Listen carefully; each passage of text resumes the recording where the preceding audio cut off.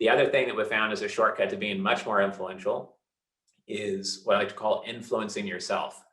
And it has the risk of coming off as kind of like self-helpy, or I'm trying to position myself as some self-help expert that you might see on social media, telling you to get up early and write your goals or something.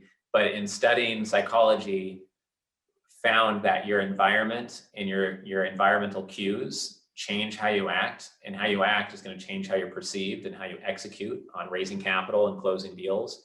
And so there's many things you can do to influence yourself to get more done this year to raise more capital. And I only share these because I know they work, and they have worked, and they are working with me right now. Otherwise, again, I wouldn't share this because it's just, we have enough to cover in this workshop. I don't need to add this in. So the first thing is to set up a reward for yourself, whether it's a Peloton bike or a trip somewhere or something that costs less money, but you've just been putting off and it would be fun to try or fun to do. So when you meet a certain business goal or get that content out, then you reward yourself with something to make it more fun or make a game out of it.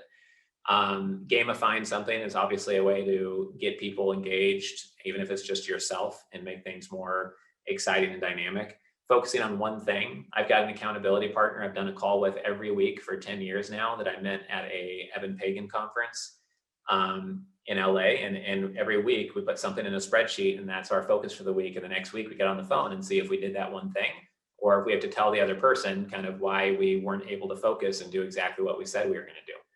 The other thing is posting my goals. I post my goals. I laminate them where I brush my teeth. I laminate them in my office. And I have quarterly, monthly, and annual goals. I make them visual. I put the rewards on there.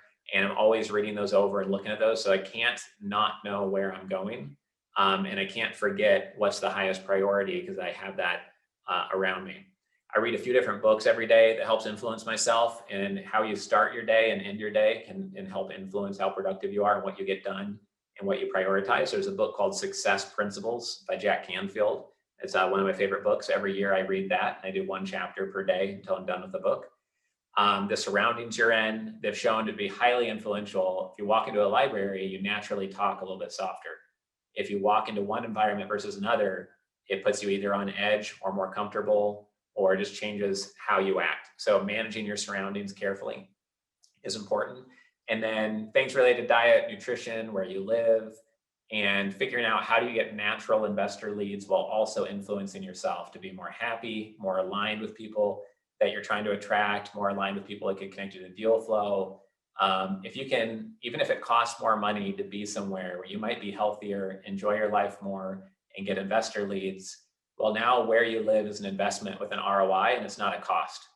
Some people look at it as a cost, like, oh, the cost of living is this. Like, well, if you can get an ROI on that cost, it's not a cost, it's an investment with a return. And you're either getting a good return or a bad return based on all these things. So there's no separate exercise on this. We have one during our investor influence workshop. You can watch that recording now or participate in this event live later this year. But these are important things to keep in mind and consider if you want to get a lot done in 2021 and execute on some of the stuff we've been talking about today.